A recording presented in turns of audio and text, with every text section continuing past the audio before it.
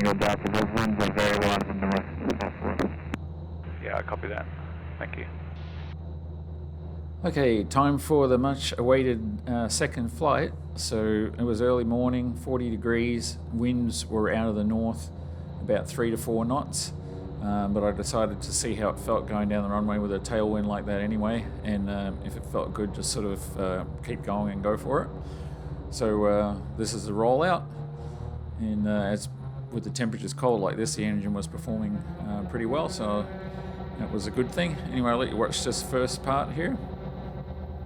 And if you want to keep an eye on my power setting there, the little number in the top left of the Garmin display there, so 20.9, 21 gallons an hour is full power, and anything less than that is a percentage of full power.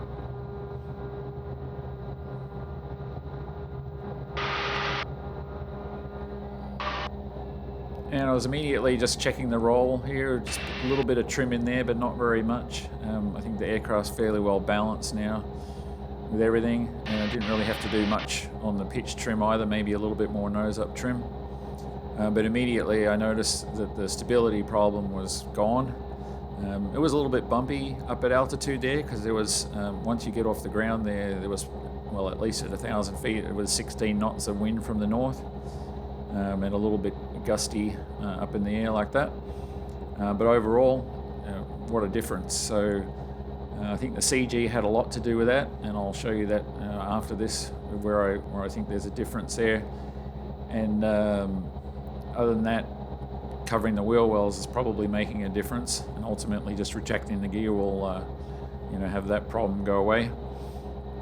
So yeah, I climbed up here. I was climbing at about 600 feet a minute, with the gear down still, obviously, and the drag that generates. It's not just from the gear. That nose hatch open there is taking in a lot of air and then blowing it out the side openings there where the main gear is. That's the only place it can go back out again. But I climbed up to pattern altitude here, which actually pattern altitude is 800 feet AGL, so I went a little bit higher than that, and I was just trying to keep my airspeed up sort of around about 105, 110 indicated until I leveled off. And at this point you can see I've already pulled the power back there, 15 gallons an hour, so I'm about 3/4 throttle there, just being conservative and just keeping an eye on the temperatures. The coolant temps were fine. All that stuff that I've done there for cooling, or at least the coolant, is working well. There you can see underneath the wing, this is the only shot that I'll show you there. The telltales there showing everything's running smoothly there. And you look here, everything's stable. Elevator's in pretty much the neutral position there. And it was smooth. Everything was trimmed out. I wasn't having to make any inputs in pitch or roll at this point. It is a little heavy on the controls when you go to bank, and I'm going to improve that by just adding some aerodynamic foils there to those spades on the ailerons, and that was always the intention. If it was heavy on the controls, just put some larger, just flat metal spades on there. So at this point here, you can see I'm back 13 gallons an hour, and just sort of maintaining altitude and just deciding what my plan was going to be. And given that the winds are out of the north, I was just thinking right here, okay, I'm going to call tower here in a second and just tell them I'm going to come around and land on 3-5. I didn't have a lot of extra fuel. Yeah, Buster Tower up to 352 Tango Delta. I think I'm going to come around and make right traffic for landing on 3-5.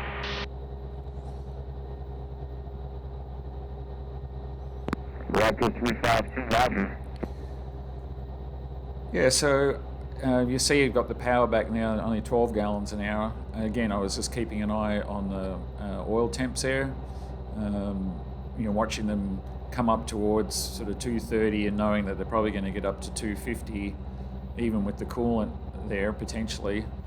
And I'd taken it to 265 on the ramp there the other day, so I knew I could sort of take it there for a little bit, but it's not really where I wanted to be if I could avoid it.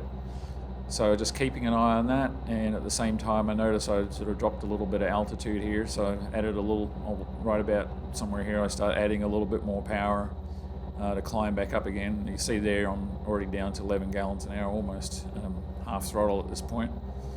And notice there, hitting the bumps, that things were a little bit like I was flying a bit too slow. So you see I'm back there on the power, 17 gallons an hour there. and climb back up a little bit more, just to give me some extra room for making that turn around, onto final for 3.5. And here you can see where the ground speed starts to beat my indicated airspeed, and on the Garmin display it was actually showing 16 knots of tailwind around about here, or at least there's one point there. I don't have it shown right now on there, but that's what I saw. So overall, apart from a little bit gusty conditions up at altitude there, it was nice and stable, and I really wasn't out of my comfort zone or whatever, just feeling okay, this is good. Just keep an eye on the oil temps there, and just bring it around. Raptor 2 Tango Delta, runway 35 clear. 35 clear to land, 2 Tango Delta. Yeah, and just make a nice landing there on 3.5 and got all the data that I need. So I didn't have any real, I started off with about a gallon of fuel in each of the wing tanks and just the 10 gallons in the header tank. And I think by the time I got on the ground, I looked in the wing tanks, and there was still a little bit of fuel in there. I'm not sure if it was just fuel that didn't drain out or whatever, but I don't think I used very much fuel on this flight. And it was a beautiful morning, a little cool to start out with. Early morning, it was down to 26 Fahrenheit, and when I was doing this flight here, it was about 40 degrees. So kind of cheating a little bit with these cold temperatures, but I'll be factoring that in when I'm looking at what the cooling performance was. And it still remains to be seen how well that nose cooling setup is working, and then potentially on the next flight or so I can turn that loop off and then just see how much cooling is coming from the inlet scoop on the roof, and be able to factor in how much cooling is being contributed by the nose cooling setup. And you see those telltales on the foreplane there. There's quite a bit of sort of span-wise flow there at the root of the foreplane, following the curvature of the fuselage. But for the rest of it, those telltales look really good. And the ones on the main wing that you've seen earlier, everything is good there. So there's no weird stuff going on with any of the wake from the foreplane affecting what's happening on the main wing. And that was, one of the concerns before.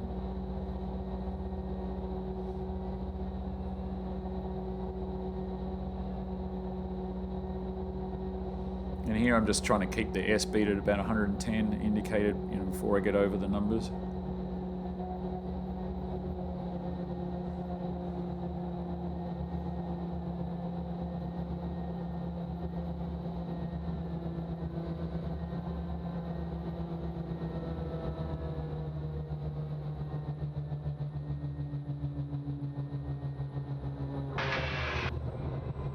Touching down there about 89 indicated, which was comfortable, and even though I landed a little ways down the runway, I still had plenty of rollout available there.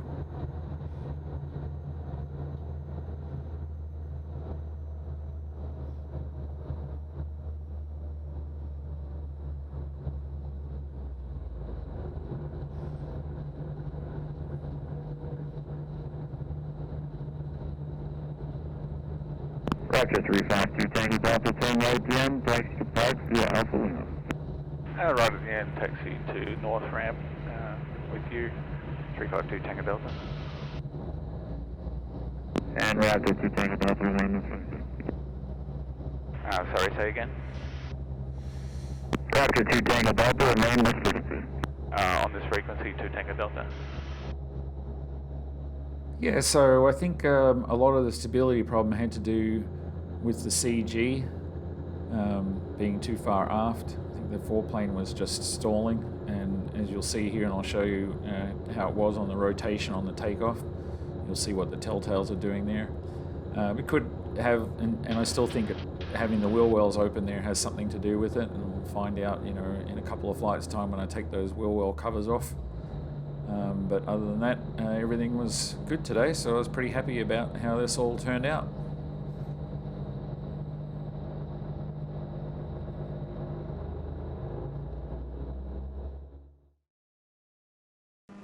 All right, so if we take a look at how the telltales were working there on the foreplane, as I rotated there, you can see what happens there when the nose gets a little bit too high.